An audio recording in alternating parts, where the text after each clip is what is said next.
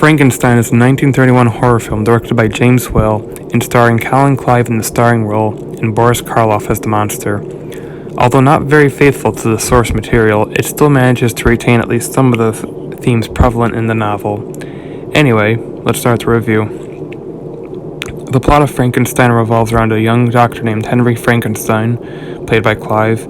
Also, his character goes through a name change for some reason and isn't named Victor anymore, who compiles an assortment of deceased body parts together with his assistant Fritz, played by Dwight Fry, in hopes of creating life through science. Obviously, his friends and family tell him that he's crazy to even try to do such a thing, but Frankenstein remains persistent and eventually manages to bring the corpse to life. But things take a deadly turn when the monster gets out of control and begins to see people as a threat to its existence.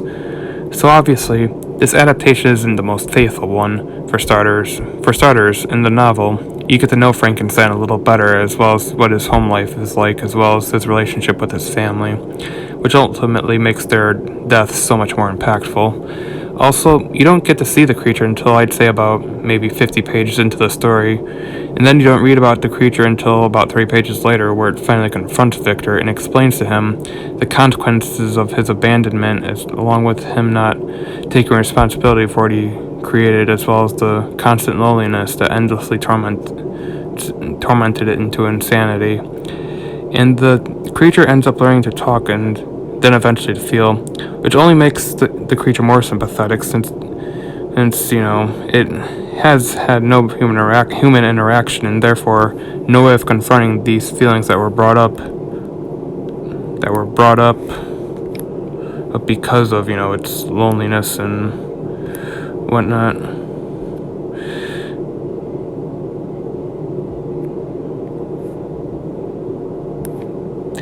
In the movie, even though the creature never learns to talk, it still shows that he's a misunderstood soul, because in one scene, a man reacts in horror upon seeing him and tries to burn him with a torch. He does this because he's intimidated just from the sight of the creature, which is part of why the creature has to constantly put up with loneliness in the book, because anyone who saw it would be revolted by its appearance and run away from it since they thought it would hurt them. So the creature would also eventually believe that it truly was a monster, because not only was the only one of its kind, but it also begins to believe that it truly is a monster as well. Hence why he had a disdain for humanity, because he feels that they ostracized him because of who he was. The movie, however, demonstrates the theme of tampering with science that was prevalent in the book, since Henry believes he can control the creature, or just because he created it. But the creature has a mind and will of its own, and Henry is only human.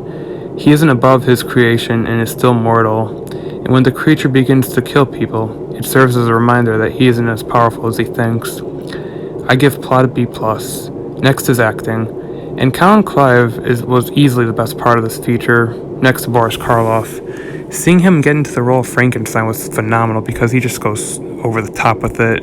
Some might say he was hamming it up a bit too much, but I was just too invested in his character for me to even notice. And the way the scene actually does actually make it seem like he is going mad with power. And I think part of that has to do with Clive's phenomenal performance.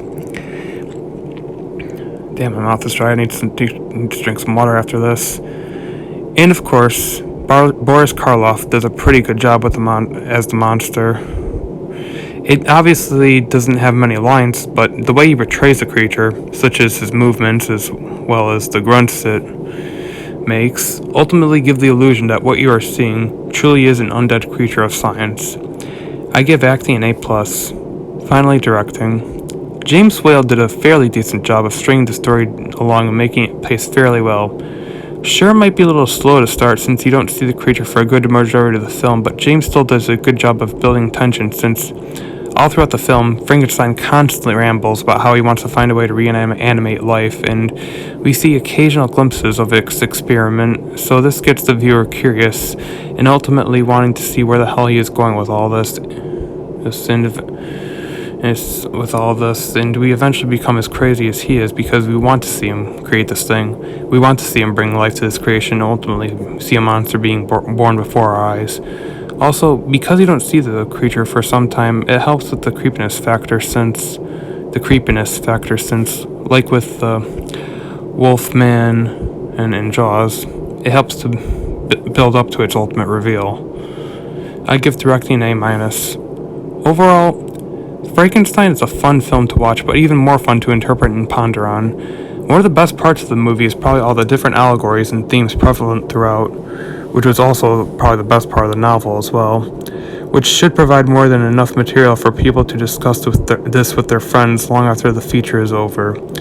It is also very well written and executed, and has a very engaging storyline. I give Frankenstein an A. Thank you for watching, and don't forget to like and sub for more content.